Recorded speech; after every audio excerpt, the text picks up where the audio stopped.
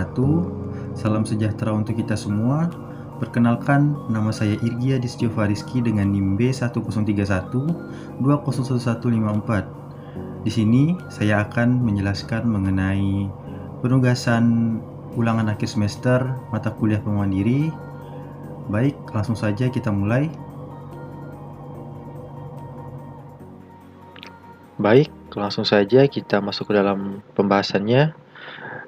Jadi di sini ada beberapa pemateri yang akan saya bahas. Yang pertama ada Ibu Dr. Nilayantiana, SEMMAKCA, yang membahas mengenai membangun karakter. Yang kedua ada dari Bapak Dr. Haryono, SEMSIAKCACPA ASEAN CPA, yang membahas mengenai manajemen emosi. Yang ketiga ada dari Ibu Dwi Prihatini, SEMSC, yang membahas mengenai regulasi diri. Yang keempat ada dari Bapak Angga Pekar Priyana, SEMACCAK, yang membahas mengenai kerjasama kelompok. Baik, langsung saja yang pertama kita masuk ke dalam pembahasan membangun karakter yang disampaikan oleh Ibu Nilayantiana. Jadi, membangun karakter adalah suatu kebutuhan yang penting karena karakter bangsa merupakan aspek yang paling penting dari kualitas sumber daya manusia karena turut menentukan kemajuan suatu bangsa. Karakter yang berkualitas perlu dibentuk dan dibina sejak usia dini. Usia dini merupakan masa emas namun kritis bagi pembentukan karakter seseorang. Membangun karakter. Jadi ada seorang profesor pendidikan dari Cornell University yang bernama Thomas Licona. Dia memaparkan tanda zaman yang dapat membawa bangsa menuju kehancuran. Yang pertama itu ada kekerasan, yaitu meningkatnya kekerasan di kalangan remaja atau masyarakat. Yang kedua ada perkataan, penggunaan bahasa dan kata-kata yang memburuk atau tidak baku. Yang ketiga ada moral, semakin kaburnya pedoman moral baik dan buruk. Yang keempat ada tanggung jawab, rendahnya rasa tanggung jawab individu dan kelompok. Selanjutnya, materi kedua yaitu manajemen emosi yang disampaikan oleh Bapak Haryono. Jadi manajemen emosi, yang pertama itu pengertian apa sih itu emosi. Jadi emosi merupakan perasaan yang meliputi perubahan fisiologis dengan tingkah laku nyata. Klasifikasi emosi. Ada positive affectivity, yaitu emosi positif, bahagia dan senang. Yang kedua ada negative affectivity, yaitu emosi yang bernada atau nuansa negatif seperti cemas, marah, dan bersalah. Selanjutnya, integrasi informasi mengenai manajemen emosi. Yang pertama ada kognitif, yaitu ingatan tentang pengalaman dan penilaian suatu situasi saat ini. Yang kedua ada stimulus, yaitu merupakan bagian dari respon stimuli yang berhubungan dengan kelakuan. Yang ketiga ada fisiologis, yaitu faktor-faktor yang berhubungan dengan kondisi fisik individu. Yang ketiga, materi mengenai regulasi diri yang disampaikan Ibu Dwi Prihatini.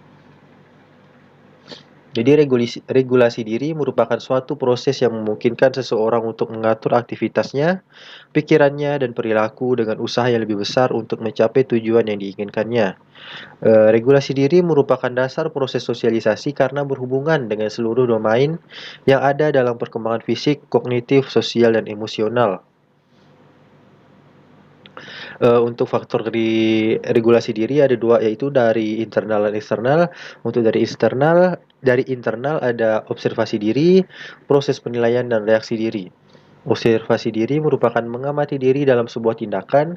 Untuk proses penilaian yaitu digunakan untuk menilai kemampuan diri melalui tindakan yang dilakukan. Untuk reaksi diri, penilaian individu terhadap dirinya sendiri dan mengevaluasi dirinya sendiri. Jadi untuk tahap internal ini harus bertahap, mulai dari observasi diri, lanjut ke proses penilaian, dan yang terakhir ada reaksi diri. Jadi jangan terbolak-balik, harus bertahap. Yang kedua ada dari eksternal, Yang pertama ada standar untuk mengevaluasi perilaku diri sendiri. Contohnya melalui pembelajaran, kita belajar dari orang yang lebih berpengalaman. Yang kedua ada menyediakan cara untuk mendapatkan penguatan. Ini merupakan suatu tindakan atau respon terhadap suatu bentuk perilaku yang dapat mendorong munculnya peningkatan kualitas tingkah laku tersebut di saat yang lain. Jadi ini sangat saling berkaitan, jadi harus berurutan tahapannya. Selanjutnya ada tahap proses. Yang pertama ada receiving, yang kedua ada evaluating, yang ketiga ada searching, yang keempat formulating, yang kelima implementing, dan yang terakhir ada 6, assessing. Kita masuk ke materi yang keempat yang disampaikan oleh Pak Angga P.K. Priyana, yaitu mengenai kerjasama kelompok. Kerjasama kelompok merupakan suatu kemampuan yang dimiliki suatu kelompok kerja dalam bekerja bersama untuk mencapai tujuan dan visi misi yang sama.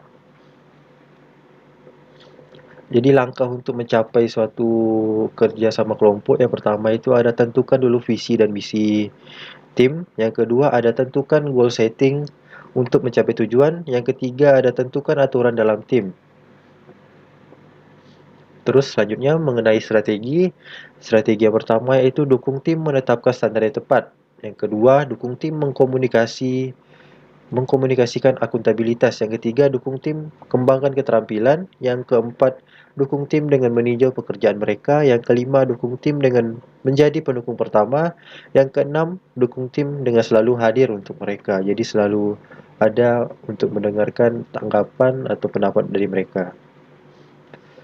Kerjasama kelompok ini merupakan cara untuk meningkatkan kerjasama tim yang baik. Yang pertama itu harus menentukan tujuan yang tepat. Yang kedua harus mengenali karakter setiap anggota tim. Yang ketiga harus rajin komunikasi. Yang keempat lakukan aktivitas di luar bersama, seperti mungkin bermain, ngumpul, hangout atau sejenisnya.